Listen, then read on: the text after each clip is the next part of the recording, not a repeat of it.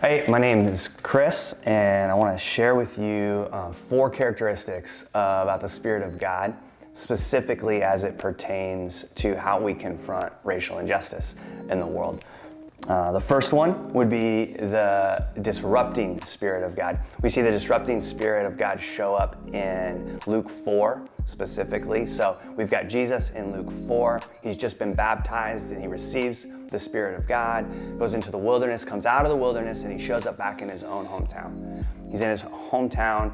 He's about to sit down at the temple, the synagogue in Nazareth, and they're going to read from the scriptures. And they hand him the scroll of Isaiah. And he opens up the scroll of Isaiah, and this is what he says about himself. He says, "The Spirit of the Lord is upon me, for he has anointed me to bring good news to the poor.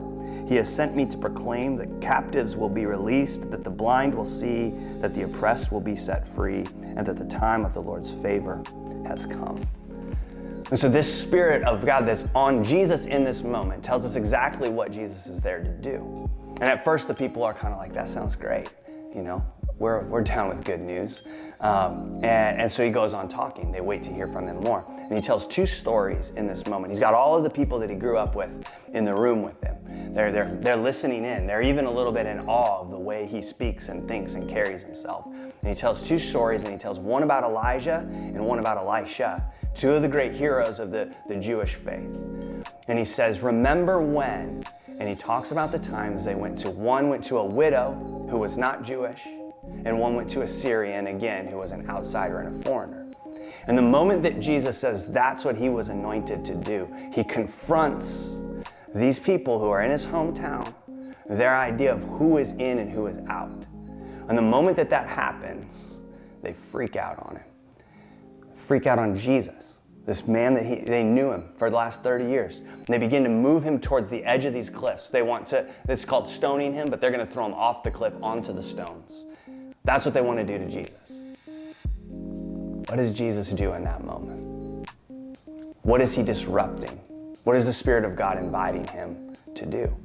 The thing is that at that moment in time, they didn't want a spirit that would anoint anyone to bring good news or set captives free or release from oppression or bring favor to someone who was not like them, someone who was on the outside, someone who was on the margins, a widow or a foreigner in need. And they freak out so much so that they're saying essentially, as we saw in handfuls of places over our current cultural climate and the previous months, like, you won't replace us. You can't move us out of this. And Jesus, anointed by the Spirit of God, disrupts that very thing. He says, this isn't the way it's going to be.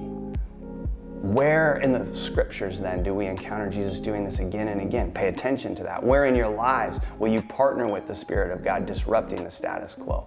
And keep in mind, these are the 4 things, again, that Jesus came to do. And when you think about this in light of the reality that racial injustice is embedded into the world we walk around in, he came to do this, bring good news to the poor, have eyes to see the poor among you. Who is in need? Where are they? And how do you go and disrupt the world that pushes them aside? He says he came to proclaim that the captives will be released. Who is in bondage?